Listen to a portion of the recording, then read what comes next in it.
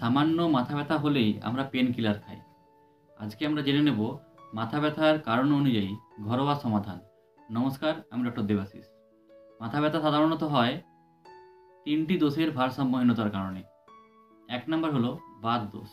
এক্ষেত্রে সাধারণত শরীর শুষ্ক এবং টেনশনজনিত মাথা ব্যথা হয়, এবং এই মাথা ব্যথা হলে হালকা উষ্ণ তিল তেল মাথা এবং ঘাড়ের পিছনে আলতো করে মালিশ করতে হবে। দ্বিতীয়ত পিত্তের ভারসাম্যহীনতা। অতিরিক্ত তাপ এবং অ্যাসিডিটির ফলে গরমজনিত মাথা ব্যথা। যদি মাথায় তাপ অনুভব করেন তাহলে চন্দনের পেস্ট মাথায় লাগাতে হবে বা ঠান্ডা অ্যালোভেরা জেল ব্যবহার করতে পারে। তৃতীয়ত কফের ভারসাম্যহীনতা।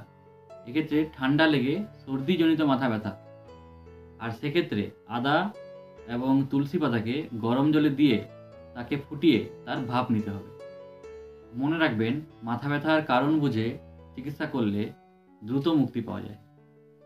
তবে জরুরি সতর্কতা, যদি ঘন ঘন অসহ্য মাথা ব্যথা বা বমি হয় তবে তা গুরুতর হতে পারে। অবিলম্বে চিকিৎসকের পরামর্শ নেবেন।